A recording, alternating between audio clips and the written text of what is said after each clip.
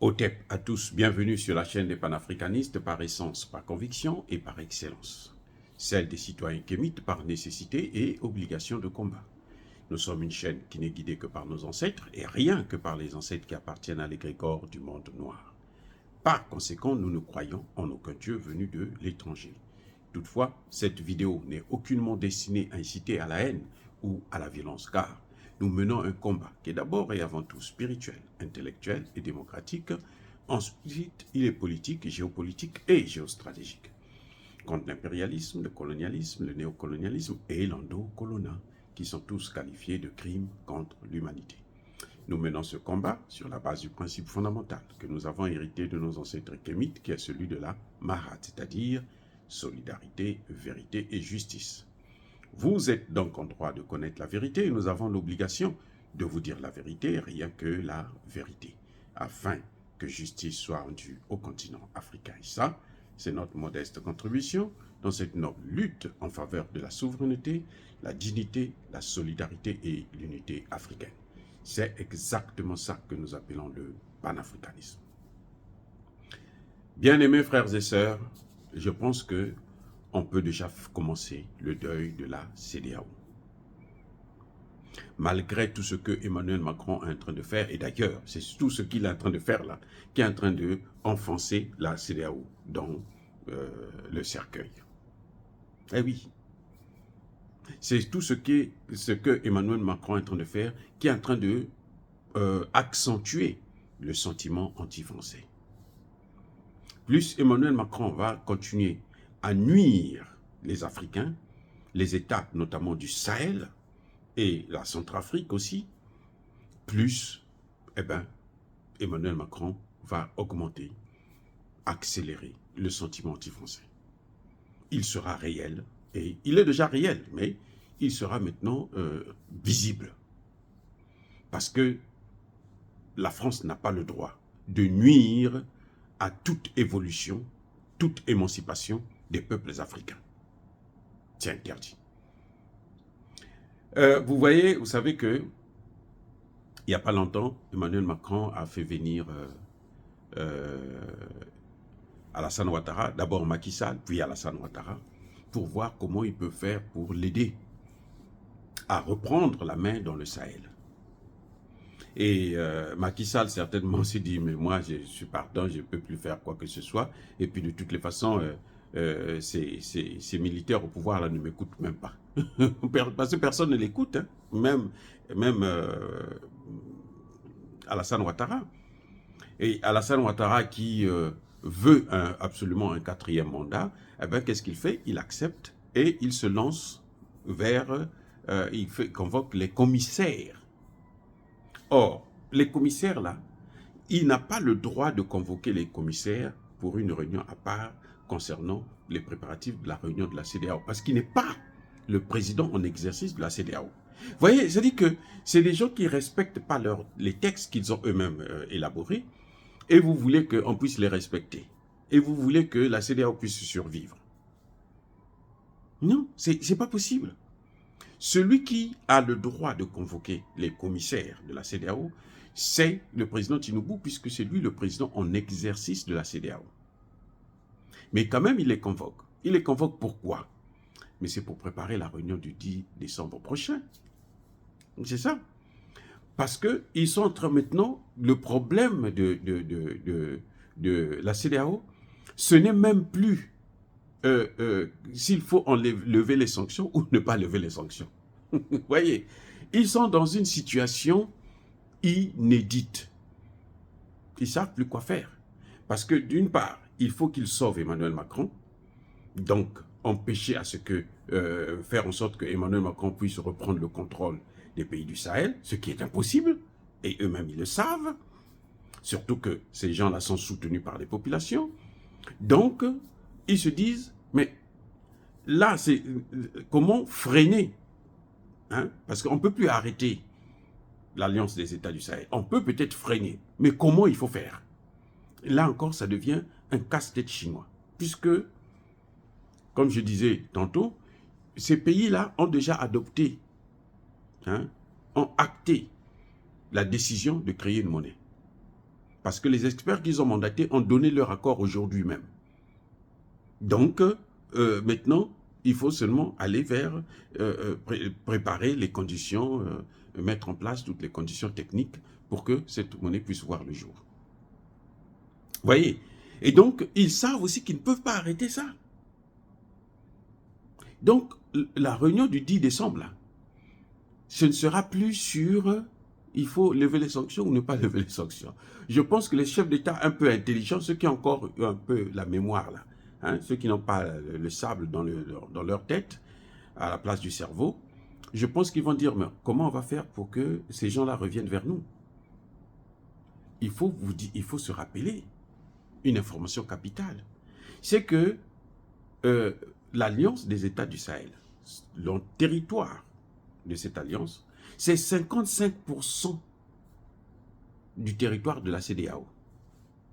Vous voyez peu, 55% du territoire de la CEDEAO. C'est 80% du territoire de l'UOMOA. Donc, déjà, quand ils ont leur monnaie là, c'est que le CFA est mort en Afrique centrale, en Afrique de l'Ouest. Et l'Afrique centrale va suivre, ça c'est une évidence. Parce que le problème avec le CFA, c'est que les États ont peur de prendre la décision. C'est tout. Mais tout le monde sait que le frein au développement, c'est ça. Mais ils reçoivent des intimidations. Emmanuel Macron leur dit, il a dit dernièrement à l'Élysée, que si vous voulez sortir, vous pouvez sortir, mais il faut négocier avec les partenaires. Mais à qui comme partenaire? Il n'y a que la France. Donc il dit, il faut négocier avec moi. C'est moi qui veux décider avec vous. Donc, en fait, c'est moi qui vais vous imposer ce que vous devrez faire. Et c'est ce qu'il a prouvé en Afrique de l'Ouest, parce qu'il est venu, il a pris l'écho, il a pris carrément le nom. Hein. Donc, il a tout chamboulé. Or, au niveau de l'AES, il n'a aucun droit. Il n'a même pas le droit de citer. On ne parle même pas de lui à l'AES. Est-ce que vous entendez encore les gars de l'AES là citer le nom de la France? Non. Quand ils se rencontrent là, on parle d'un pays qui n'existe pas. Ils regardent seulement comment on peut avancer, comment on peut évoluer et développer notre territoire, notre fédération. Parce qu'on va vers une fédération. Là. Oui, donc la CEDEAO a un problème. Si vous allez perdre 55% de votre territoire, mais c'est grave, c'est beaucoup.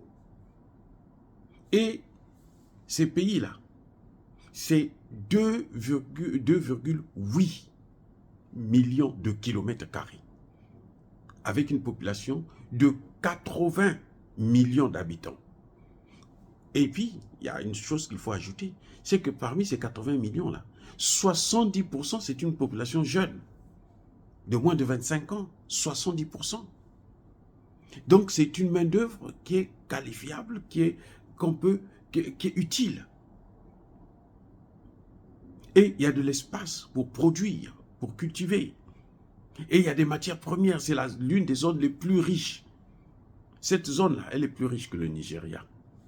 Parce que le Nigeria, c'est surtout le pétrole et le gaz. Après ça, c'est fini. Mais le pétrole et le gaz, il y en a aussi maintenant au Niger. Il y en a même au Mali. Le uranium, là, il y en a au Niger, il y en a au Mali. Donc, l'or, c'est même pas la peine. Ces pays-là ont décidé de raffiner l'or eux-mêmes. La France, ça dit que la France, les gens n'en parlent plus. Ce n'est plus notre problème, ça. Et c'est ça, justement, l'attitude qu'il faut adopter. La France, là, ça ne nous regarde pas. Elle fait ce qu'elle veut, parce que c'est un pays européen, hein, c'est l'Europe. Ils n'ont qu'à se débrouiller avec les Européens. Donc, la CEDEAO est vraiment dans une situation très, très, très difficile. J'ai pitié d'eux. Je me mets à la place de Tinubu. C'est pour ça que Tinubu ne veut même plus parler avec... ne veut plus parler au téléphone avec Alassane Ouattara, Macky Sall et les autres. Parce que Tinubu se rend compte que ils ont chamboulé leur putain de CEDEAO. Ça vole en éclats, là. C'est fini, là. C'est difficile de récupérer encore la CEDEAO. C'est pratiquement impossible. La CEDEAO est morte. Nous sommes là, en train de vivre les derniers moments de la CEDEAO. ils seront obligés de changer de nom. Ça va être comme vous avez vu le G5 Sahel. Dès que le Mali est sorti, ben, on se disait, mais on ne peut plus appeler ça G5 Sahel, il faut changer de nom puisque c'était 5 pays. Le Mali, le Burkina Faso, le Tchad, et le Niger, et puis la Mauritanie. Maintenant, le Mali sort. Il reste 4. À un moment donné, la Mauritanie se dit non, il faut continuer avec le même nom G5. Bon, le Mali va rentrer quand même. Le Mali dit, moi. Le Burkina Faso n'est pas sorti officiellement, mais ils s'en fichent éperdument puisqu'ils sont dans une alliance. Le Niger qui vient d'arriver, c'est même pas la peine, c'est pareil. Ils s'en fichent. Donc ça va mourir comme ça, la CEDEAO là. Elle va mourir exactement comme le G5 est en train de mourir. Plutôt est mort, parce que c'est même pas en train, il est mort déjà. On a entendu le ministre tchadien des Affaires étrangères qui disait il y a quelques... lors du sommet, quand ils étaient en Arabie Saoudite, pour aller flatter de l'argent, parce qu'ils pensent qu'ils ne peuvent que vivre que de la flatterie, eh bien, il disait non, le combat contre les terroristes, on peut pas le mener seul, il faut que ça soit dans le cadre du G5 Sahel, et tout ça. Après, quelques jours plus tard seulement, le Mali a récupéré Kidal. Donc, il est même confus. J'aimerais bien que RFI l'appelle encore pour venir dire, bon, qu'est-ce que tu penses que Kidal, puisque Kidal est libéré, c'était le siège des terroristes, qu'est-ce que tu penses? Si eux, au Tchad, ils ne peuvent pas régler le problème, parce que eux, ils ont la complicité, ils travaillent avec les soutiens même, ceux qui ont créé le conflit, la crise, qui soutiennent les rebelles, eh ben ça c'est leur problème, mais tant pis pour eux. Tant pis pour eux. Vous voyez, donc, vraiment, moi je pense que on peut déjà commencer le deuil de la CEDEAO. Elle est morte. C'est irrécupérable, c'est irréversible. Impossible de rattraper le tir. Impossible. Impossible. Dire cela, c'est inciter à la haine ou à la violence. Non. Yaba colère, veille malem. Encore une fois de plus, bien-aimés frères et sœurs, je persiste et je signe. Soyez bénis. Soyez abondamment bénis par le Dieu des Kémites et par nos ancêtres angélisés.